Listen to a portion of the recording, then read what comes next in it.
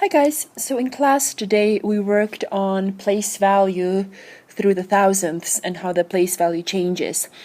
So the question number 1 and 2, you have to look at the picture and see what number that picture represents.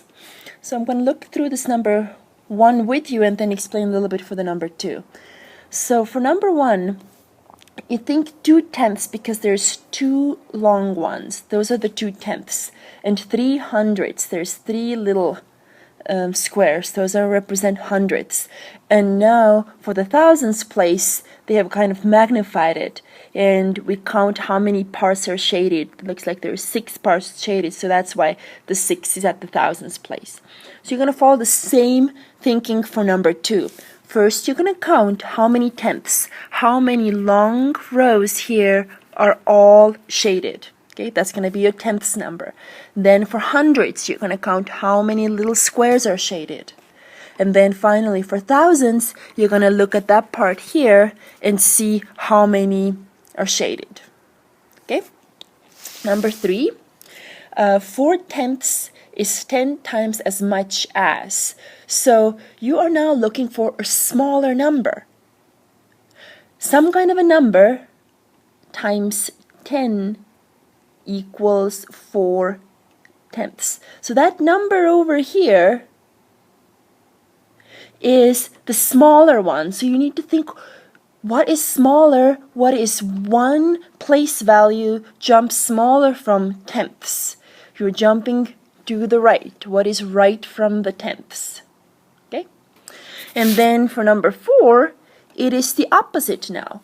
You are now looking for the bigger number. 3 thousandths is 1/10 of what kind of a number?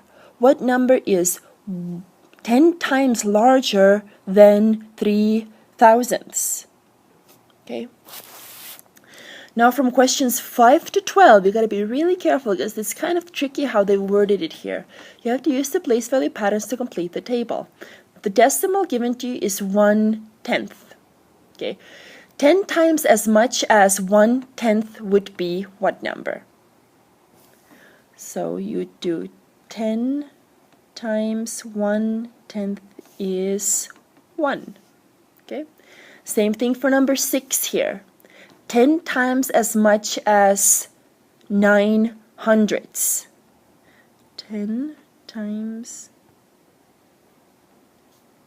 equals 9/10. Okay.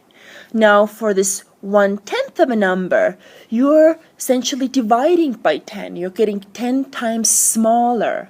1/10 of 1/10 is the same as you would do 1/10 divided by 10, and you would get 1/100th. You're moving the other way on the place value chart.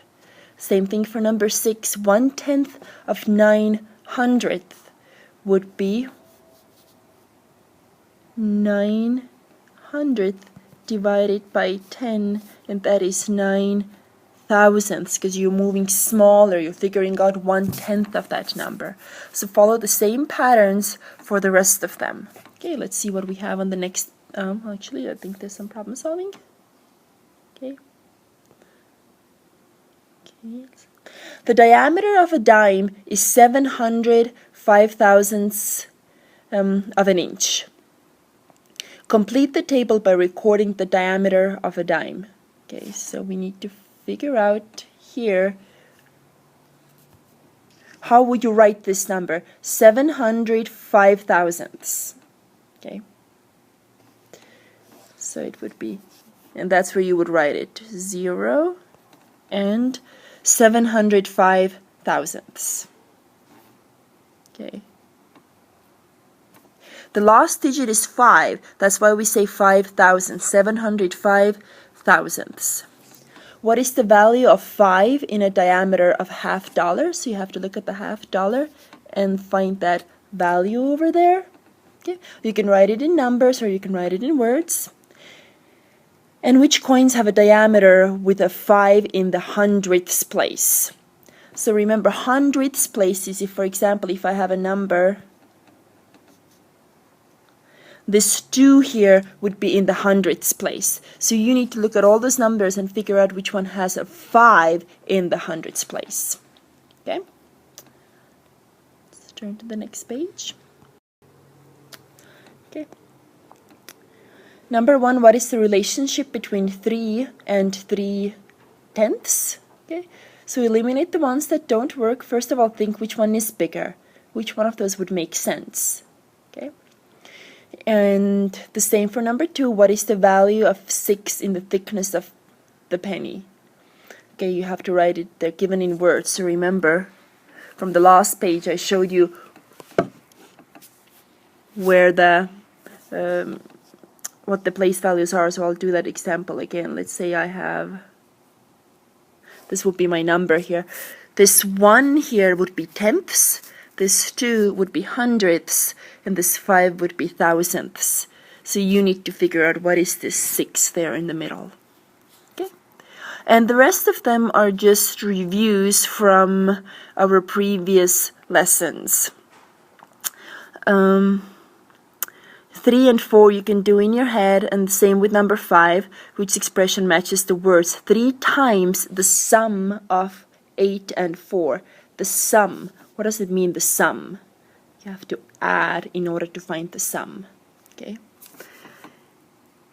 And number 6 you can also do in your head actually this time. Okay, good luck.